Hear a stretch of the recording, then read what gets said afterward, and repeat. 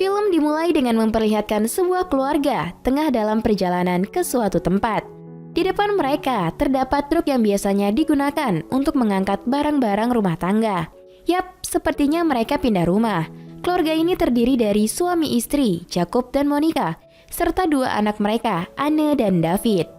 Sepanjang perjalanan, tampak hanya perumahan desa sederhana dan hewan-hewan ternak. Saking lamanya di perjalanan, David tertidur di dalam mobil. Hingga tibalah mereka di sebuah rumah sederhana. David yang sudah bangun penasaran dengan rumah barunya. Mereka semua pun turun dari dalam mobil. Sang istri tampak terkejut saat suaminya berkata itu rumah baru mereka. Anak-anak mereka yang penasaran pun langsung melihat-lihat dan melihat roda besar yang terdapat di bawah rumah mereka. Jacob sang ayah pun mengajak mereka untuk masuk ke dalam rumah. Namun lagi-lagi, sang istri sepertinya enggan dan mengajukan uluran tangan suaminya. Istrinya menatap jijik ruangan rumah itu dan berkata, semakin dilihat semakin buruk saja. Tak lama Jacob mengajak anak-anak mereka melihat sesuatu yang keren. Ternyata mereka diajak ke sebuah lahan kosong. Lalu Jacob mengorek tanah lahan itu dan menunjukkan warna tanah itu kepada istrinya sambil berkata bahwa inilah alasannya memilih tempat tersebut. Sang istri keheranan dengan alasan konyol Jacob, tapi ia kembali menjelaskan bahwa ini adalah tanah terbaik di Amerika. Jacob memanggil David dan berteriak bahwa ia akan membangun sebuah taman yang besar di tempat itu.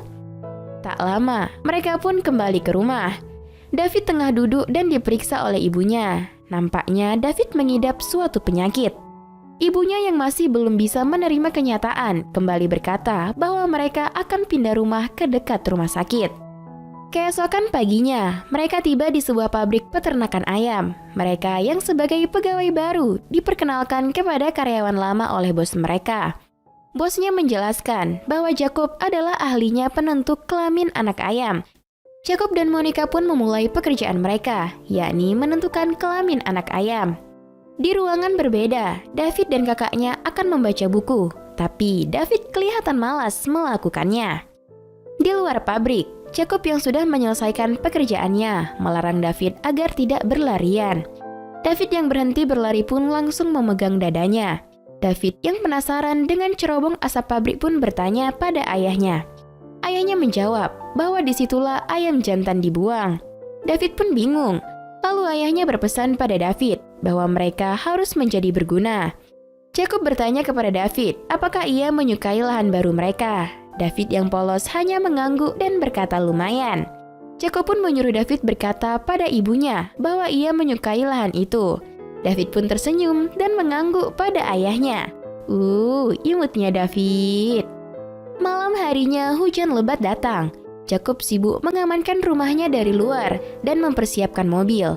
Jacob lalu masuk dan mengatakan bahwa mobilnya sudah siap dan akan melihat situasinya dulu sebelum kabur. Monica bingung kenapa harus kabur. Lalu Jacob menjelaskan bahwa jika ada tornado datang, maka rumah ini akan melayang. Monica menyuruh David dan kakaknya segera masuk mobil. Tapi Jacob mencegah dan berkata bahwa mereka akan menunggu dan melihat kondisinya dulu. Lalu tiba-tiba listrik mati dan keadaan menjadi gelap. David dan kakaknya langsung memeluk ibunya. Ketika lampu kembali menyala, ternyata berita itu tentang mengamati tornado, bukan peringatan adanya tornado. Jacob lalu duduk dan menghela nafasnya. Monica yang geram lalu memukul Jacob dengan bantal. Disinilah mereka memulai pertengkaran. David dan kakaknya berlari ke kamar untuk membuat pesawat terbang dari kertas dengan tulisan "Jangan bertengkar". Ketika mereka masih adu mulut, David dan kakaknya melempari mereka dengan pesawat tadi. Lalu Jacob memukul meja dengan keras sambil berkata cukup. Pertengkaran pun langsung berhenti dan Monica menangis. Jacob lalu berkata pada Monica, mereka sudah sepakat membuat awal baru dan inilah dia. Monica menjawab sambil menangis.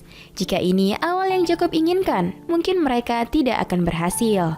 당신, 우리 애들! 우리 애들을 위한 거라고 솔직하게 말해. Keesokan paginya, David bertanya kepada ibunya bahwa Anne berkata mereka akan pindah rumah. Ibunya malah bertanya balik kepada David, apakah ia mau tinggal di tempat seperti ini jika ia sudah menikah. Maka David menjawab dengan lantang bahwa ia akan tinggal di sini sampai ia mati. Anne kembali bertanya pada ibunya, apa mereka akan tetap pindah? Lalu ibunya menjelaskan bahwa ia dan ayahnya sudah berbicara tadi malam. Mereka tidak akan pindah, tapi neneknya akan tinggal bersama mereka. Scene berpindah ke lahan mereka. Di sana Jacob dan David bertemu dengan peramal mata air yang sedang membuktikan kepiawaiannya dalam mencari mata air. Ia menawarkan jasanya kepada Jacob, namun Jacob menolak karena tidak percaya pada omong kosong itu dan memilih untuk mencari sumber mata airnya sendiri bersama David. Sambil mengeruk tanah, Jacob berpesan pada David, jangan pernah membayar untuk sesuatu yang bisa didapatkan secara gratis. Di tempat berbeda, Anne dan ibunya sedang membakar sampah. Tiba-tiba, dari tong sampah tersebut terdengar suara ledakan. Anne dan ibunya pun terkejut dan langsung berlari. Beberapa hari kemudian, sebuah traktor besar datang diantar oleh Paul ke rumah Jacob. Paul menawarkan jasanya untuk mengemudikan traktor di lahan Jacob.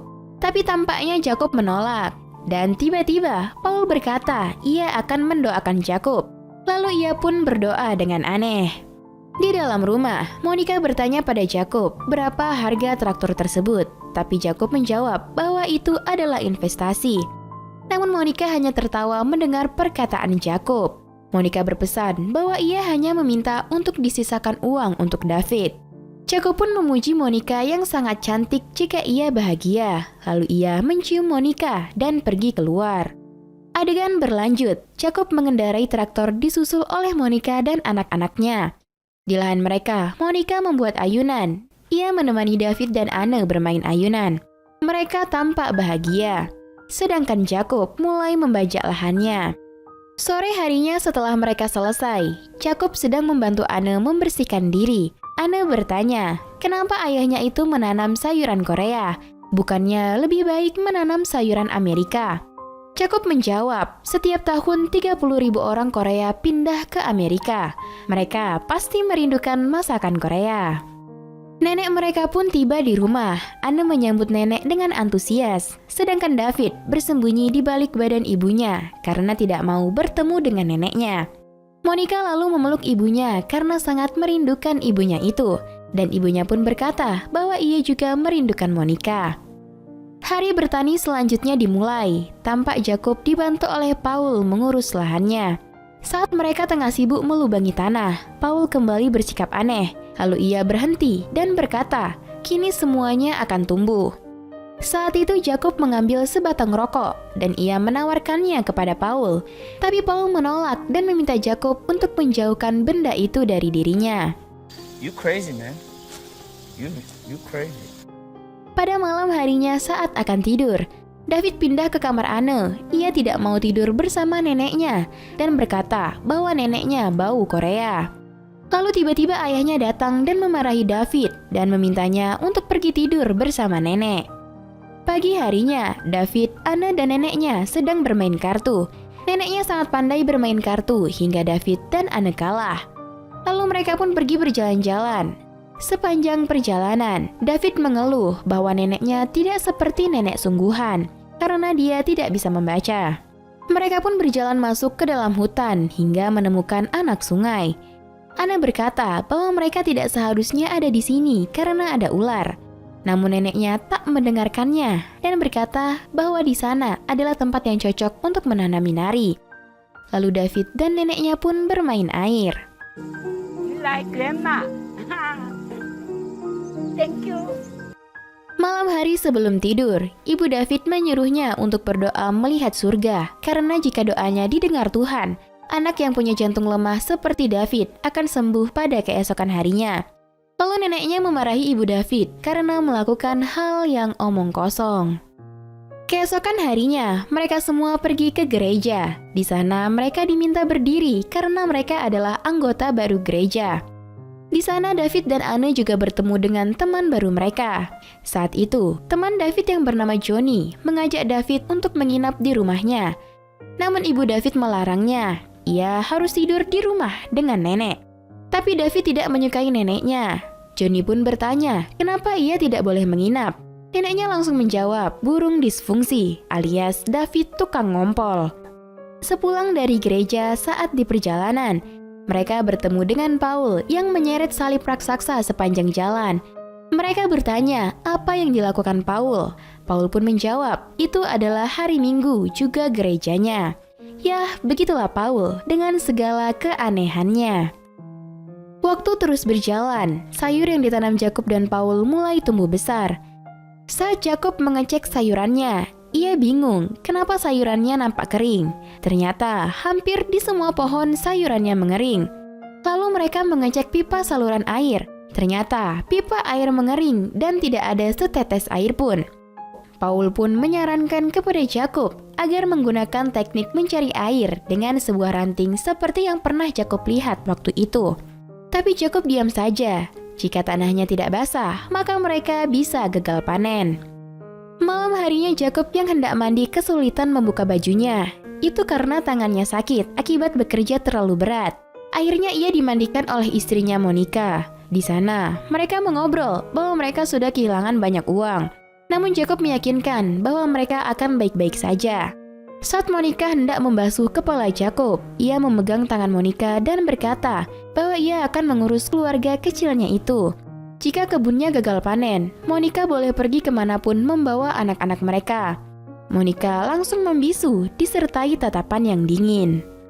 Scene berlanjut, terlihat sorot cahaya senter menyinari sumur bor. Itu adalah Yakub. Ia menyambungkan sebuah pipa panjang ke sumur itu. Sepertinya dia menyalurkan air sumurnya ke sumur di kebunnya. Keesokan paginya di kebun Yakub, Paul memuji-muji tanaman kebunnya itu karena hasilnya yang sangat indah. Di gudang penyimpanan mereka, Paul sibuk memindahkan barang ke traktor, sedangkan Yakub sedang menelpon seseorang. Namun setelah selesai dari telepon, ia malah menyuruh Paul berhenti memindahkan barang bawaannya ke traktor dan menaruhnya kembali ke tempat awal. Paul pun bingung. Lalu dari dalam, Yakub terlihat marah dan kecewa. Ternyata suppliernya membatalkan pesanan sayurnya dan sudah mendapatkan sayur dari California. Yakub pun melampiaskan amarahnya dengan menendang barang yang ada di dalam gudang penyimpanan itu. Sementara Paul mencoba menenangkan Yakub bahwa semua pasti akan baik-baik saja. Lalu Yakub meninggalkan Paul. Di rumah Anne hendak menghidupkan keran air. Namun tak setetes pun air keluar dari sana. Anne yang bingung pun mengadu pada neneknya bahwa saluran airnya tidak berfungsi. David yang hendak mencari baju mencoba menarik laci pakaiannya sendiri. Namun laci itu justru jatuh. David pun berteriak memanggil Anne dan neneknya karena kakinya terluka dan mengeluarkan banyak darah. Anne terdiam menatap kaki adiknya yang terluka. Lalu nenek mengobati kaki David sambil bertanya, laci mana yang melukainya? David pun langsung menunjuk laci yang cukup tinggi dan besar. Lalu ia menyuruh David berdiri dan menyemangatinya bahwa David adalah anak yang paling kuat yang pernah ia temui. David dan nenek pun pergi ke anak sungai waktu itu. Ternyata Minari tumbuh dengan sangat subur. Nenek pun memetik Minari itu sambil bertanya pada David, apakah ia belum pernah makan Minari? Nenek pun mulai menceritakan bahwa Minari rasanya sangat enak. Lalu mereka pun menyanyikan lagu Minari bersama. Scene berlanjut. Setelah Anne melihat neneknya di kamar, ia bertanya ada apa dengan sang nenek. Ibunya mengatakan bahwa neneknya sakit stroke dan butuh istirahat. Singkat cerita, mereka sekeluarga akan pergi memeriksakan kondisi jantung David ke rumah sakit di kota, sementara nenek yang sakit ditinggal di rumah. Sebelum berangkat, Yakub menyiapkan sampel sayurannya di dalam box dibantu oleh Paul. Mereka pun sampai di rumah sakit. Yakub akan membawa box sayurnya ke dalam karena cuaca sangat panas. Namun tampaknya Monica sedikit tak suka. Dari dalam ruangan, David mulai diperiksa dan Yakub pun masuk dengan kotak sayurnya. Monica kembali menatapnya sinis, namun Yakub tak menanggapi itu. Sambil menunggu hasil pemeriksaan, David dan Anne bermain bersama, sementara Yakub dan Monica hanya menatap mereka berdua dari kursi tunggu. Lalu Yakub berkata, apakah Monica mengingat ucapan mereka saat baru menikah, bahwa mereka akan pindah ke Amerika dan saling membantu? Monica menjawab bahwa dia ingat, alih-alih saling membantu, mereka malah saling bertengkar. Dan perdebatan kecil kembali dimulai. Di akhir perdebatan, Jacob menyuruh Monica pergi dan melakukan apa yang ingin dia lakukan. Meskipun gagal bertani, ia harus menuntaskan apa yang telah ia mulai. 애들을 위해서라도 한 번 더 생각해 볼 수 있잖아. 애들도 한 번쯤 아빠가 뭔가 해내는 거 봐야 될 거 아니야. Mereka pun dipanggil oleh dokter. Dokter menjelaskan bahwa lubang jantung David semakin mengecil secara signifikan, dan itu semakin bagus. Mereka juga tidak perlu operasi. Mereka pun tampak senang dengan kabar itu. Sementara di rumah, nenek yang sedang sakit malah membersihkan gudang penyimpanan Jacob dan akan membakar sampah di dekat gudang penyimpanannya itu. Di tempat berbeda, Jacob dan keluarganya melanjutkan pergi ke toko makanan Korea. Di sana Jacob menawarkan sayur dari kebunnya. Ia juga merayu pemilik toko tersebut. Pemilik toko itu tampak senang. Mereka pun setuju untuk bekerja sama dan memulainya pekan depan. Jacob tampak senang karena akhirnya ada sedikit harapan untuk sukses dengan kebunnya itu. Saat di perjalanan pulang, mereka mencium bau asap. Ternyata asap itu berasal dari gudang penyimpanan milik Jacob. Nenek yang membakar sampah di dekat sana membuat kesalahan hingga apinya turut membakar gudang itu. Jacob tampak panik. Ia berlari masuk ke dalam gudang itu dan menyuruh mereka untuk tetap di mobil. Namun Monica tak tinggal diam. Ia menyelamatkan nenek dan memapahnya menjauh dari gudang itu. Sementara di dalam, Jacob menyelamatkan sayur-sayurnya meskipun api berkobar dan asap menyelimutinya. Monica menyusul Jacob masuk ke dalam gudang dan membantunya menyelamatkan sayur-sayur itu. Alhasil, karena asap terlalu tebal, Jacob tak bisa melihat Monica. Ia terus memanggil, namun Monica tak menjawab. Akhirnya Jacob menemukan Monica dan mereka pun keluar bersama karena api hampir membakar mereka berdua. Di luar, Monica dan Jacob hanya bisa menatap gudang itu tanpa bisa berbuat apapun. Monica menangis melihat kejadian tragis itu. Jacob pun memeluknya.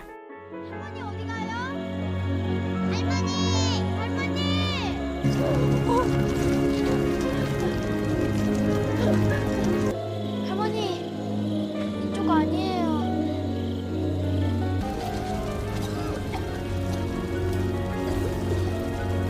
할머니 가지 마세요. 우리랑 같이 집으로 가요. Keesokan paginya, nenek menatap pilu keluarga Jacob yang masih tidur bersama di lantai rumah. Hari baru telah dimulai. Kejadian itu membuat Monica tetap tinggal bersama Jacob.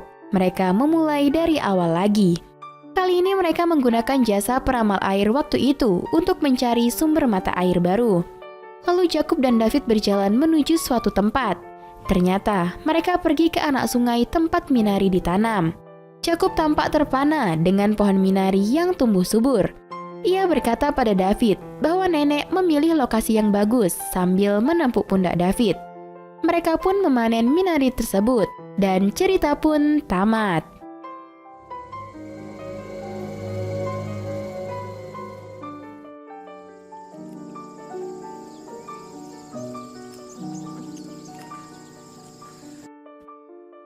Pemilihan judul dalam film ini nyatanya memiliki makna yang cukup tersirat dengan cerita di dalamnya, yakni Minari, yang mampu tumbuh dimanapun dan tahan terhadap apapun, menggambarkan keluarga Jacob dan Monikai, yang meski terus diterpa kegagalan dan masa sulit dalam meraih impian mereka, mereka tetap bertahan dan saling menguatkan satu sama lain.